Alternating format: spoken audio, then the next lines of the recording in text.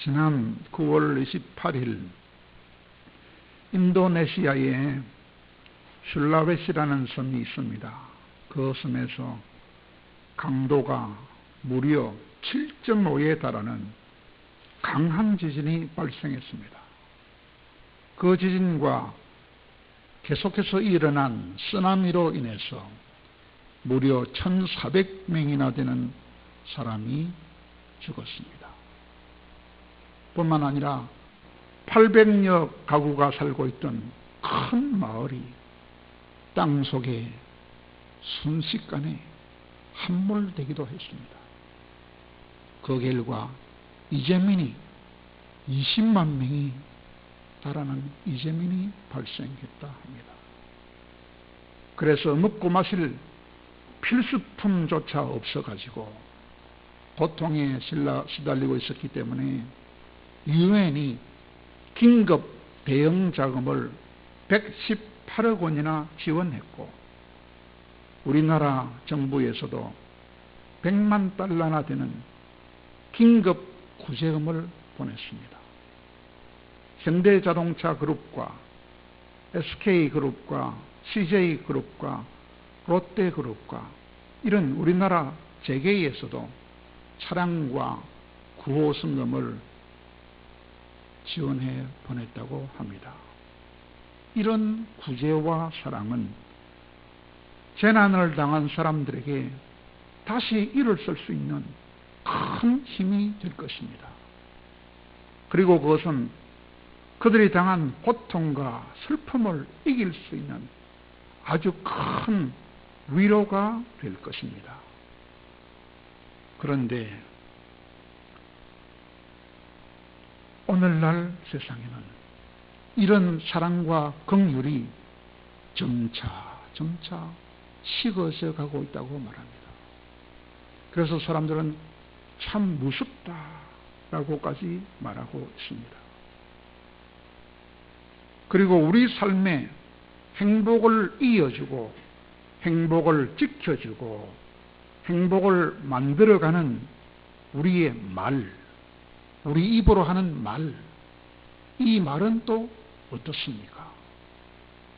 사랑스러운 말들은 세상을 따뜻하게 해주고 세상을 평화롭게 해줄 수 있지만 그러나 지진이나 쓰나미와 같이 우리의 행복과 평화를 한순간에 휩쓸어갈 수 있는 나쁜 말도 많이 있습니다. 서로의 마음을 헤아려주는 말이라든지 마음을 따뜻하게 감싸주는 말이라든지 용기와 힘을 북돋아주는 말, 다시 말해서 사랑이 깊이 배어있는 말이나 긍휼이 어린 말들은 우리가 만나는 사람들에게 힘을 주고 용기를 주고 신나게 해줄 것입니다. 그래서 서로가 서로를 행복하게 만들어 줄 것입니다. 말은 대단히 중요합니다. 그런데 때로는 그렇지 못한 말들이 난무할 때가 너무 많이 있습니다. 사랑이 없고 긍휼이 없는, 그래서 듣기만 해도 아주 가슴이 씀뜩해지는 칼로 찌르듯이 함부로 하는 말을 얼마나 많이 하는지 모릅니다. 그래서 옛날에 비하면 오늘날의 군대는 얼마나 좋습니까? 오늘날 같이 좋은 군대도 없었는데 그런 군대에서도 어느 폭력 때문에 오늘날도 많은 문제가 발생하고 있다고 합니다. 한 1등병이 최전방 초소에 배치를 받았는데 아직 얼굴도 익지 않은 선임병으로부터 어느 폭력을 당했다 그래요. 그랬더니 요즘 젊은이들은 얼마나 인내심이 약합니까? 그 어느 폭력을 당하자 너무 화가 나가지고 수류탄을 던져버리고 총기를 난사해가지고 8명을 죽이고 몇 명을 부상을 가했다는 그런 소식이 있습니다. 나쁜 말 한마디 참지 못하고 술탄을 터뜨리는 그 1등병도 문제지만, 그러나 더 심각한 것은 그 전인자가 어느 폭력을 행사했다는 것입니다. 그것이 더 큰 문제라 소리지요. 그리고 이런 어느 폭력 때문에 유명인이라든지 연예인들이 극단적인 선택을 해서 자살하는 사건도 얼마나 많이 일어나고 있는지. 그런데 이제는 사람들이 그런 어느 폭력에 익숙해져 가지고 그런 이야기를 들어도 그저 그러려니 하고 그런 마음으로 받아들이고 있으니 참으로 안타까운 현실이라고 말할 수 있습니다. 바로 말셋이 만에 도달했다고 말할 수밖에 없는 것입니다. 얼마나 세상이 험악해져 가는지. 묻지마 살인, 자살폭탄, 얼마나 심각하고 무서운 세상이 되는지 말할 수가 없습니다. 그러므로 세상은 점점 더 사랑이 식어져 가고 무자비한 세상이 되어가고 있습니다. 성경에 나오는 선한 사마리아인의 비유는 강도 만나 죽어가는 이웃을 외면하는 세상을 비유한 것입니다. 죽든지 남이야 죽든지 말지 난 모르겠다. 그런 세상을 비유한 것입니다. 그러므로 성경은 이미 마태복음 24장 12절에서 말세가 되면 불법이 성함으로 사랑이 식어지리라고 예언하신 것입니다. 그러나 이런 세상이 아니고 좀 더 다른 세상이 된다면 우리는 좀 더 행복해질 것입니다. 다른 사람을 긍휼히 여겨주고 약한 사람이나 실패한 사람이나 나에게 손해를 끼친 사람에게나 내 마음을 아프게 한 사람들에게도 자비와 긍휼을 베풀어 줄 수 있다면 좀 더 행복한 세상이 될 수 있을 것입니다. 그렇게만 된다면 세상이 보다 더 따뜻한 세상이 되고 훈훈한 세상이 되고 연약함도 못남도 부끄러움이 되지 않는 오늘의 실패에도 불구하고 다시금 힘을 얻을 수 있는 그런 세상이 될 것입니다. 그러나 그런 세상이 되기는 점점 어려워져 가고 있습니다. 그보다는 무자비하고 섬뜩한 일들과 말들로 인하여 우리 마음이 녹아내릴 때가 얼마나 많은지 모릅니다. 점점 더 그런 세상이 되어가고 있습니다. 그래서 희망이 없어 보이는 세상이 되어가고 있습니다. 그러나 그렇게 실망만 할 것은 아닙니다. 왜냐하면 하나님이 계시기 때문입니다. 하나님이 우리의 유일한 희망이기 때문입니다. 좋으신 하나님은 우리에게 결코 그렇게 악하게 대하시지 않기 때문입니다. 좋으신 하나님은 우리에게 항상 사랑으로 대하여 주시고 자비와 긍휼로 대하여 주시기 때문입니다. 그러므로 우리 하나님은 한마디로 좋으신 하나님이라고 말할 수 있습니다. 오늘 말씀의 제목도 좋으신 하나님입니다. 왜 우리 하나님은 좋으신 하나님일까요? 지난 주간에도 좋으신 하나님으로 똑같은 설교를 했지만은 오늘 어째서 또 좋으신 하나님을 하느냐? 그 좋으신 하나님을 만나야, 그 좋으신 하나님만 생각해야 우리가 힘을 얻을 수 있기 때문입니다. 오늘 네 가지로 간단하게 말씀드립니다. 왜 하나님은 좋으신 하나님일까? 좋으신 하나님은 먼저 패역한 자기 백성들의 실패를 용납해 주셨기 때문에 좋으신 하나님이라 할 수 있습니다. 왜냐, 오늘 본문 1절에 보니까 하나님께서 모세한테 돌판들을 처음 같이 따듬어서 가져오라, 그렇게 하셨기 때문입니다. 이것은 우리의 실패를 다시 한번 용납해 주신다는 말씀인 것입니다. 모세가 돌판을 다시 따듬어 온다는 것은 패역한 이스라엘 백성들의 실패를 의미합니다. 그런데 그 실패란 사업이나 농사에 대한 실패가 아니라 지켜야 할 약속에 대한 실패를 의미합니다. 하나님과 백성 사이에 지켜야 할 약속에 대한 실패였습니다. 그것은 곧 하나님에 대한 반역이었습니다.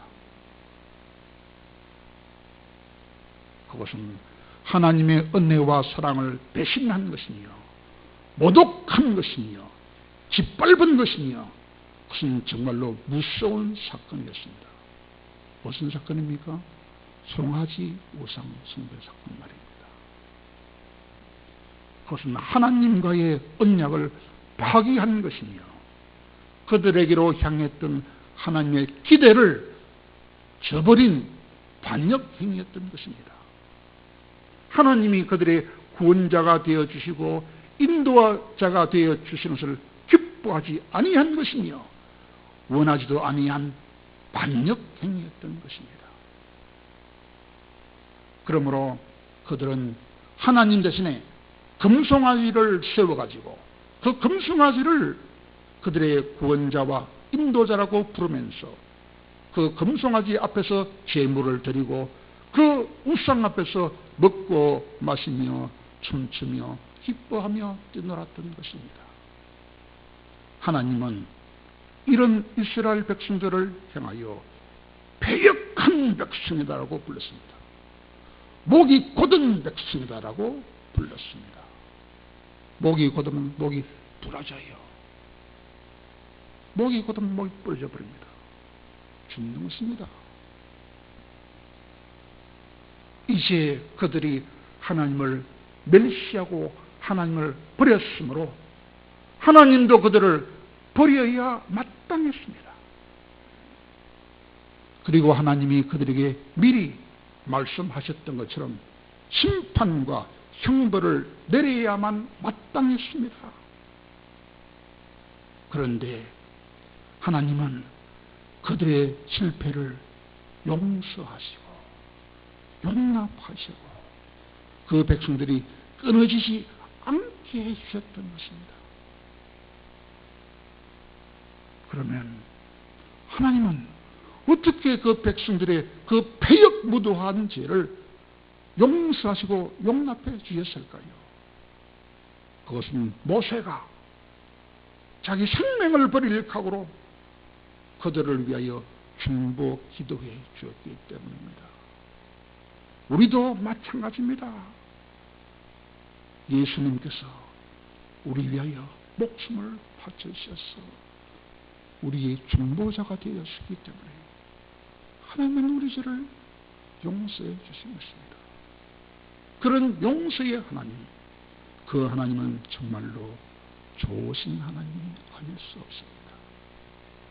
두 번째로는 하나님은 또한 패역한 자기 백성들과 언약을 새롭게 맺어주셨어요. 언약을 새롭게 맺어주시는 게 그러므로 좋으신 하나님이신 것입니다. 왜냐하면 오늘 본문에 보니까 모세가 두 돌판을 손에 들고 하나님의 명령대로 시내산에 올라가니까 하나님이 저 하늘에서 내려오셔서 강림하셔서 하나님 자신의 이름을 나는 여호와라, 나는 여호와라 라고 선포해 주셨기 때문입니다. 만약에 용서하지 않았더라면, 새롭게 언약을 맺기를 원하지 않았더라면 자기 이름을 알려주시겠습니까? 이름은 그냥 그 자리에서 박살을 냈을 것입니다. 그런데 자기 이름을 알려주십니다. 왜 자기 이름을 한 번도 아니고 두 번이나 나는 여호와라고 자기 이름을 소개해 주셨을까요? 그것은 여호와라는 그 이름이 죄를 용납하고 다시 언약을 맺게 해주는 원인이라는 것입니다. 그 백성은 언약 맺기에 합당하지 않았지만 하나님의 성품은 언약을 다시 맺어주기에 합당한 이름이라는 것입니다.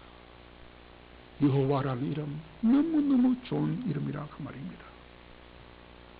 죽어도 마땅한 그 백성들을 왜 하나님께서 진멸하시겠다고 말씀하지 않았습니까? 그것은 바로 여호와의 이름 때문이에요. 그분의 성품 때문이라는 것입니다. 여호와 이름은 무슨 뜻입니까? 여호와 이름은 영원히 언약을 지킨다. 영원히 언약을 지킨다. 라는 뜻입니다. 그 이름의 성품은 어떠합니까? 그 여호와라는 분의 성품은 자비롭고 은혜롭고 노하기를 더디하시고 인자와 진실이 많아서 인자를 1000대까지 베푸시는, 1000대가 아니라 10,000대까지 인자를 베푸시는 너무나 좋으신 분이라는 것입니다. 그것을 한마디로 요약한 것이 여호와라는 것입니다. 그러므로 비록 그 백성들이 용서할 수 없는 죄를 지었지만 그들을 미워하지 아니하시고 사랑해 주시겠다는 것입니다.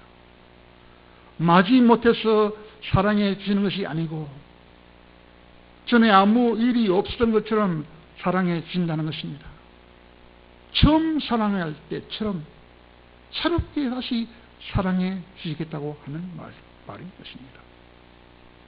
그것은 정말로 이루 말할 수 없는 사랑이며 우리 인간의 사랑과는 비교도 할 수 없는 무한한 하나님의 인자와 자비가 아닐 수 없다고 하는 것입니다.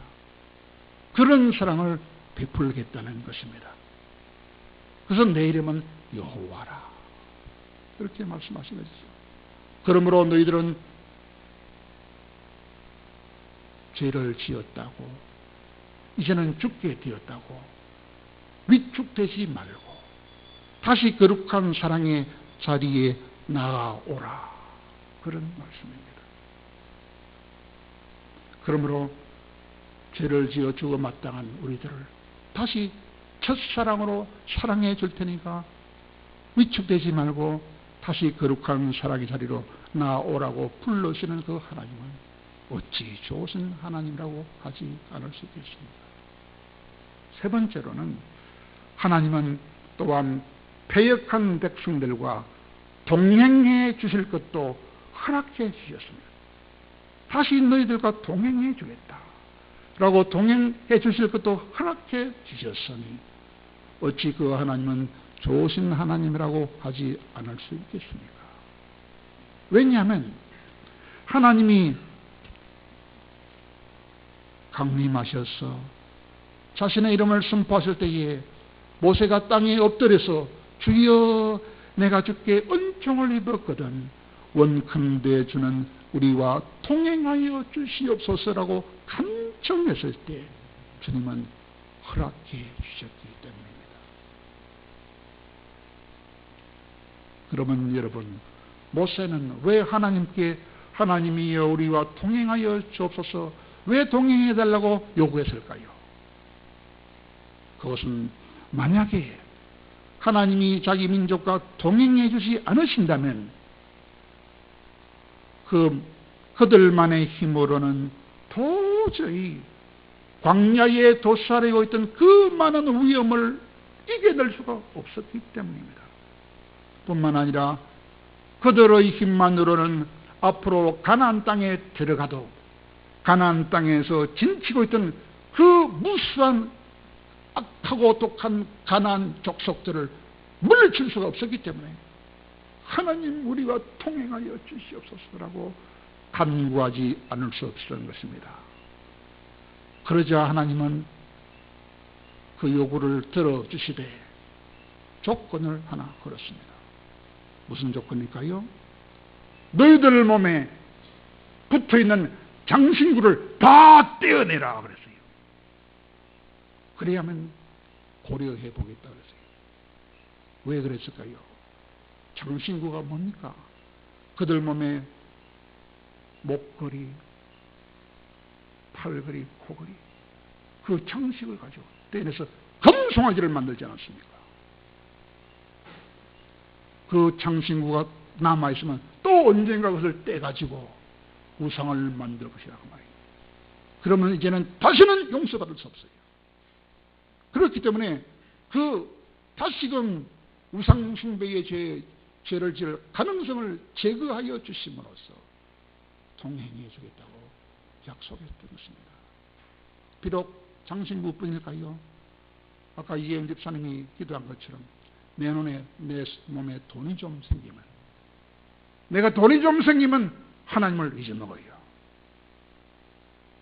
돈이 좀 생기면 기도 자리를 떠납니다. 한국 교회가 지금 그래서 타락해 있습니다. 그러면 다시요 용서받기 힘들어요. 살만하면 하나님을 떠납니다. 그러면 용서받을 수 없어요. 그러므로 사랑이 많으시고 자비로우시고 은혜로우시고 노하기를 두디하시며 인자와 진실이 많으시고 그래서 인자를 천대 만대 아니 영원토록 베풀기를 원하시는 그 하나님은 단 한 번의 실수로 인해서 심판하지 아니하시고 언약을 새롭게 맺어주시고 죄의 가능성을 제거하심으로써 동행해 주시겠다고 약속해 주셨으니 어찌 그분을 좋으신 하나님이라고 아니 부를 수가 있겠습니까? 마지막 네 번째로는 하나님은 또한 패역한 자기 백성들을 자신의 기업으로 삼아 주실 것도 허락해 주셨으니 어찌 그분을 좋으신 하나님이라고 하지 않을 수 있겠습니까? 왜냐하면 오늘 본문 9절과 10절에 보면 모세가 하나님한테 또 간청했습니다.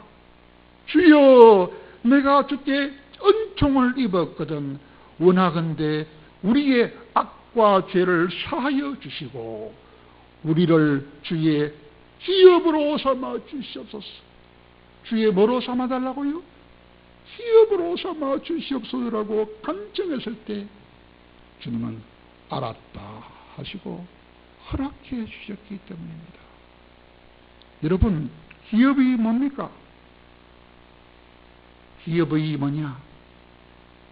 자신에게 있는 모든 시간과 모든 열정과 모든 정성을 다 바칠 만한 가치가 있는 것을 기업이라고 말합니다. 사람들은 자기 기업을 위해서라면 모든 것을 다 바칩니다. 기업을 다른 말로 하면 뭡니까? 생명줄. 더 쉬운 말로 하면 돈줄이에요, 돈줄. 사람들은 돈줄. 돈을 벌기 위해서라면 다 바쳐요, 다 바쳐. 생명줄이요. 돈줄이요. 그것을 기업이라고 할 수 있고, 직장이라고도 할 수 있어요. 그 직장을 위해서라면 청춘도, 돈도, 시간도, 지혜도, 지식도 다 바칩니다. 때로는 자지도 못하면서 온갖 수고를 다 쏟아붓기를 마다하지 않습니다. 비가 오나 눈이 오나 아침 일찍 일어나서 부랴부랴 직장을 향하여 달려가지 않습니까? 행여 늦을세라 얼마나 서두르기도 합니까? 그리고 그 직장을 위한 활동이라면, 기업을 위한 활동이라면 기꺼이 열일을 다 제쳐두고 그것에 몰두하는 것이 기업이 아닙니까? 그것이 바로 기업이라는 개념입니다. 잘 개념이 안 들어오면 직장이다, 직장. 더 쉽게 말하면 돈줄, 생명줄이야. 그런데 그 귀한 기업, 하나님이 우리를 그런 귀한 기업으로 우리를 삼아 주시겠다고 하는 것입니다. 그렇다면 우리에게는 도대체 어떤 일이 일어나겠습니까? 하나님이 우리를 자신의 그런 기업으로 삼아 주신다고 하면 우리에게는 어떤 일이 일어나겠습니까? 힘이 없고 약할 때 누가 내 곁에만 있어줘도 큰 힘이 되지 않습니까? 그런데 하나님이 우리를 그런 귀한 기업으로 삼아 주신다면 하나님은 자신의 기업이 되는 우리를 위하여 모든 좋은 것을 결코 아끼지 아니하겠습니다. 마음을 다 우리에 쏟아주시고 모든 시간 속에서 우리와 함께 해주실 것이며 우리를 인도하시고 지켜주실 것입니다. 우리에게 모든 좋은 것들로 우리를 채워 가실 것입니다. 하나님께서 우리를 잘되게 하기 위하여 그토록 온갖 정성과 지혜를 쏟아주시고 우리를 위하여 모든 것을 다 투자해 주실 것입니다. 그리하여 결국은 마침내는 우리에게 복이 되게 해 주실 것입니다. 마침내 모든 복이 되게 해 주리라. 그것이 신명기 8장 맨 끝절에 나와 있는 말씀입니다. 그리고 하나님은 우리 인생들과는 달리 전혀 실패를 모르는 분입니다. 반드시 성공하게 하시는 기업가가 되시는 분입니다. 그러므로 성경은 말씀합니다. 여호와를 자기 하나님으로 삼은 나라 곧 하나님의 기업으로 선택된 백성은 복이 있도다 라고 말씀하고 있습니다. 그러므로 하나님이 자기 기업으로 삼아 주시고 동행해 주시는 것보다 더 큰 복은 없습니다. 그렇게 좋으신 하나님이 약한 우리를, 어리석은 우리를 자신의 기업으로 삼아 주시고 또한 동행해 주신다면 우리는 왜 무엇을 걱정하며 무엇을 염려하며 또한 무엇을 불안해하며 무엇을 두려워할 필요가 있겠습니까? 그러므로 사랑하는 여러분, 우리 모두가 정말로 행복하게 살기를 바라신다면 우리가 해야 할 일은 세 가지입니다. 첫째로 뭐 해야 되느냐? 우리는 그 좋으신 하나님 앞에 항상 나가서 그분 앞에서 살아야 하는 것입니다. 사람은 하나님 앞에 나가야 바로 살 수 있고 또 행복할 수 있기 때문입니다. 인생의 주인이 되시는 하나님 앞에 나가지 않으면 살 수도 없으며 행복할 수도 없기 때문입니다. 두 번째로는 그 좋으신 하나님, 그분의 자비와 긍휼과 은혜를 받아야, 그래야 바로 살 수 있습니다. 사람은 자기 자신의 행위로는 바로 살 수 없습니다. 행복하게 살 수 없습니다. 바로 살고 행복하게 살기는커녕 자신의 행위대로만 산다면 하나님의 진노하심 가운데서 다 멸망할 수밖에 없는 자들인 것입니다. 그러므로 하나님은, 그 좋으신 하나님이 어떤 분인지 우리는 늘 잊지 말고 늘 기억하면서 살아야 합니다. 우리가 아는 것만큼 행복을 누릴 수 있기 때문입니다. 알지 못하는 것만큼 손해만 보기 때문입니다. 그러므로 하나님은 우리를 지극히 사랑해서 먼저 용서해 주셨다. 두 번째는 우리와 동행해 주신다. 세 번째로는 우리의 기업이 되어준다는 분들을 결코 잊지 마시기를 바랍니다. 그것이 우리의 놀라운 힘이 되고 능력이 되고 행복의 원천이 되기 때문입니다. 사랑하는 여러분, 우리는 다 연약하고 우리는 다 심성이 악한 자들입니다. 그러나 하나님은 강하신 분이시며 심성이 너무 선한 분이십니다. 그러므로 우리는 많은 약점에도 불구하고 그 하나님이 계시기 때문에 아무것도 두려워할 필요가 없습니다. 비록 우리는 가끔씩 실패를 할 때도 있지만 전혀 그 하나님 때문에 전혀 낙심할 필요가 없는 것입니다. 때로는 암담한 일을 당할 때도 있지만 하나님 때문에 전혀 절망할 필요는 더욱더 없는 것입니다. 자비로우시고 은혜로우시고 노하기를 더디하시며 인자와 진실이 많으신 그 좋으신 하나님 때문인 것입니다. 그분이 우리의 모든 죄를 용서해 주실 것이기 때문입니다. 또한 그 좋으신 하나님이 우리와 동행해 주실 것이기 때문입니다. 또한 그 좋으신 하나님이 우리의 기업이 되어 주실 것이기 때문입니다. 그러므로 사랑하는 여러분, 그 좋으신 하나님이 우리를 이미 용서해 주신 것과 또한 지금도 동행하시며 앞으로도 동행해 주실 것과 또한 우리를 자신의 영원한 기업으로 삼아 주신 것을 아시기 바랍니다. 믿으시기 바랍니다. 그리함으로 날마다 주신 말씀에 순종하시기 바랍니다.